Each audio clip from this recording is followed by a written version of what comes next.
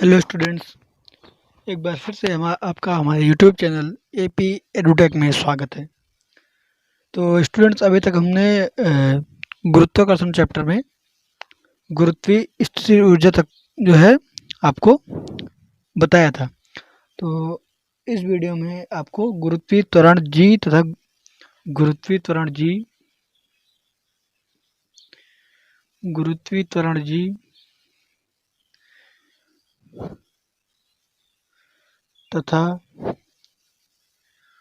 Capital G यानी जो सार्वत्रिक गुरुत्वाकर्षण स्थिरांक होता है, सार्वत्रिक गुरुत्वाकर्षण स्थिरांक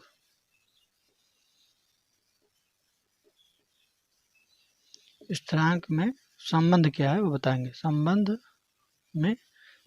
इसमें जो संबंध होता है मतलब फार्मूला के रूप में इसका संबंध जो कि आपको क्वेश्चन हल करने में बहुत काम आएगा, वो होता है स्मॉल जी बराबर capital G M E upon R E square. यहाँ पर एम ई हमने आपको पहले ही बताया था कि पृथ्वी का मास हो गया और आर ई जो है पृथ्वी की त्रिज्या हो गई। तो ये जो है आपको स्मॉल जी और कैपिटल जी में आपको रिलेशन पता चल गया। तो स्टूडेंट्स, आपको हम आगे बताने वाले हैं कि जो केपलर जो वैज्ञानिक थे, उन्होंने ग्रहों की गति जो पृथ्वी के या सौर मंडल में सूर्य के चारों तरफ जो ग्रह गति करते हैं, उनके संबंध में 3 लॉ बताए थे। तो उसको आपको थोड़ा सा लाइटली बताएंगे क्योंकि आपके जो है सिलेबस में वो नहीं है और आपको एग्जाम में भी आता नहीं है। तो जो पहला नियम उन्होंने दिया था कि सभी ग्रह सूर्य के चारों तरफ, जो मान लीजिए सूर्य है तो सभी ग्रह जो है सूर्य के चारों तरफ एक दीर्घ वृत्ताकार पथ पर चक्कर लगेंगे। ये हो गया फर्स्ट लॉ। मान लीजिए सूर्य है तो यहाँ मान लीजिए ग्रह हो गया कोई, बुध, सूर्य या पृथ्वी हो गई हमारी, तो जो है क्या दीर्घ वृत्ताकार पथ पर चक्कर लगाएगी। और जो सेकंड लॉ उन्होंने दिया था, सेकंड लॉ में उन्होंने बताया था कि किसी भी ग्रह को सूर्य से मिलने वाली रेखा समान समयांतरालों में समान क्षेत्रफल पार करती है, अर्थात ग्रह की क्षेत्रफलीय चाल नियत रहती है। यानी अगर जो है यहाँ से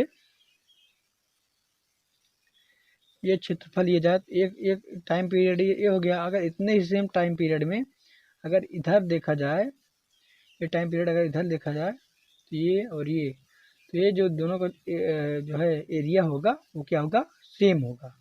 मतलब जितना टाइम इधर लगा उतना टाइम अगर इधर लगे यहाँ से यहाँ पहुँचने में ग्रह को, तो ये क्षेत्रफल और ये क्षेत्रफल जो है इक्वल होगा। और जो उन्होंने थर्ड लॉ बताया था केपलर ने, केपलर ने जो अपना तीसरा नियम बताया था, थर्ड लॉ में उन्होंने बताया था कि किसी भी ग्रह का सूर्य के चारों ओर परिक्रमण काल का वर्ग, यानी जो है पूरा यहाँ एक चक्कर पूरा करने में जितना समय लगता है उसे क्या कहते हैं, परिक्रमण काल, यानी टी का वर्ग वृत्ताकार कक्षा के अर्ध दीर्घांश की तृतीय घात के अनुक्रमानुपाती होता है। यानी यहाँ से यहाँ तक की जो दूरी होती है इसके वृत्ताकार कक्षा के अर्ध दीर्घांश यानी जो होता है नाभि, अर्ध दीर्घांश अक्ष हो गया, और यहाँ की इसका आधा यानी ए मान लीजिए, तो ए के घन के समानुपाती होता है। तो यहाँ आपको केपलर के नियम पता चलेगा। केपलर के 3 नियम थे जो कि आपके सिलेबस में या एग्जाम में इससे संबंधित क्वेश्चन नहीं आएंगे भी तो बहुत लाइटली आएंगे। जो कि पहला था कि सभी जो है ग्रह सभी ग्रह जो है सूर्य के चारों तरफ एक दीर्घ वृत्ताकार पथ में चक्कर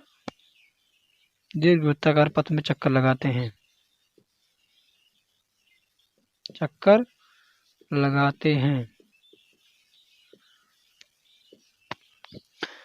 तो स्टूडेंट्स, आपको जो अगला पॉइंट है वो क्या है, उपग्रह। अब उपग्रह क्या होता है?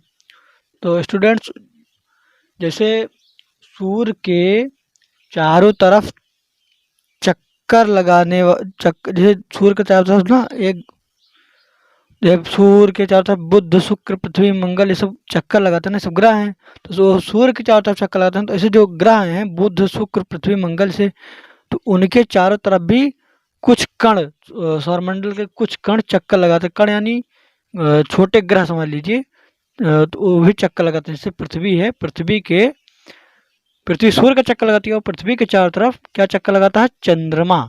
क्या? चंद्रमा। तो चंद्रमा क्या है? उसका उपग्रह। चंद्रमा क्या है? उसका उपग्रह। और ये जो है मान लीजिए यहाँ पृथ्वी है, तो पृथ्वी क्या है? सूर्य की ग्रह है, ये मान लीजिए सूर्य है, तो सूर्य का ग्रह जो है पृथ्वी है, और पृथ्वी का उपग्रह यानी जो उस पृथ्वी का ग्रह का चक्कर जो लगाए, जो ग्रह का चक्कर लगाए उसे उपग्रह कहते हैं। तो स्टूडेंट्स अभी तक आपने उपग्रह तक देखा। अब हम देखते हैं पलायन वेग क्या होता है। पलायन वेग, पलायन वेग,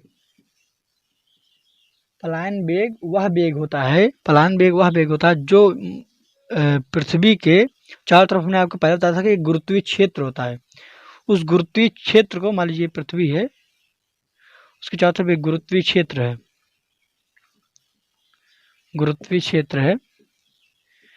तो पृथ्वी के चारों तरफ उपस्थित गुरुत्वीय क्षेत्र को पार करने के लिए, मतलब एक फोर्स लगाना पड़ेगा ना कि गुरुत्वीय क्षेत्र को पार कर जाए इतनी वेग से, तो वो उस वेग को, जिस वेग से वस्तु को ऊपर फेंकने पर वह पृथ्वी के गुरुत्वीय क्षेत्र को पार कर जाए, उसे किसी वस्तु का पलायन वेग कहते हैं। यानी अगर पृथ्वी के संबंध में देखा जाए तो पृथ्वी के गुरुत्वीय क्षेत्र को पार करने के लिए किसी वस्तु को 11.2 किलोमीटर प्रति सेकंड की गति देनी पड़ेगी। यानी जो हमारे रॉकेट उपग्रह लेकर जाते हैं पृथ्वी के बाहर, तो उनको जो है, उनको कितनी गति देनी पड़ती है? 11.2 किलोमीटर प्रति सेकंड, यानी 1 सेकंड में 11.2 किलोमीटर वो पहुंच जाते हैं। इतनी तेज उनकी रफ्तार होती है, तब जाकर वो पृथ्वी के गुरुत्व क्षेत्र को पार कर पाते हैं। तो स्टूडेंट्स हम आगे देखते हैं क्या? कृत्रिम उपग्रह। एक कृत्रिम उपग्रह, उपग्रह तो आपको बता ही दिया था कि जो ग्रहों का चक्कर लगाए वो उपग्रह है। तो उपग्रह क्या है? जो ग्रहों का चक्कर लगाए। तो ग्रहों का चक्कर तो चंद्रमा लगाता है, तो वो उपग्रह हो गया। लेकिन मानव सभ्यता जो है, टेक्नोलॉजी बढ़ने के साथ साथ उसने कई ऐसी चीज़ें खोज निकाली जो आपके सोच से भी परे है। तो उन्होंने मतलब वैज्ञानिकों ने, जैसे चंद्रमा है वैसे ही अपने प्रयोग के लिए, मानव सभ्यता के विकास के लिए कुछ मतलब मानव द्वारा बनाए गए सैटेलाइट बनाए, यानी उपग्रह बनाए, जो कि यहाँ से रॉकेट द्वारा पृथ्वी की कक्षा के बाहर भेजते हैं और फिर पृथ्वी का चक्कर लगाते हैं। फिर पृथ्वी का चक्कर लगाते हैं, यानी पृथ्वी से यहाँ से 100 किलोमीटर ऊपर पृथ्वी हो गई, पृथ्वी से 100 किलोमीटर ऊपर, 100 किलोमीटर ऊपर भेजकर, किसी सैटेलाइट को भेजकर, मतलब आदमी द्वारा बनाए गए सैटेलाइट को भेजकर, उसका जो है, उसको एक कक्षा में मतलब एक लाइन में, एक वक्राकार रास्ते पर गति कराना जो है वो है, उसे क्या कहते हैं? कृत्रिम उपग्रह। कृत्रिम उपग्रह, ये मान लीजिए पृथ्वी है, तो इसके यहाँ जो है कृत्रिम उपग्रह को गति कराया जाता है। ये जो है क्या? मानव द्वारा बनाया गया है। यानी मानव द्वारा बनाए गए उपग्रहों को क्या कहते हैं? कृत्रिम उपग्रह। और इसकी अपनी कक्षा में चाल कितनी होती है? 8 किलोमीटर प्रति 8 किलोमीटर प्रति सेकंड। इसकी चाल कितनी होती है? 8 किलोमीटर प्रति सेकंड जो रन करता है। तो स्टूडेंट्स, जो ये कृत्रिम उपग्रह जो है भेजा जाता है, इसके काम क्या होते हैं?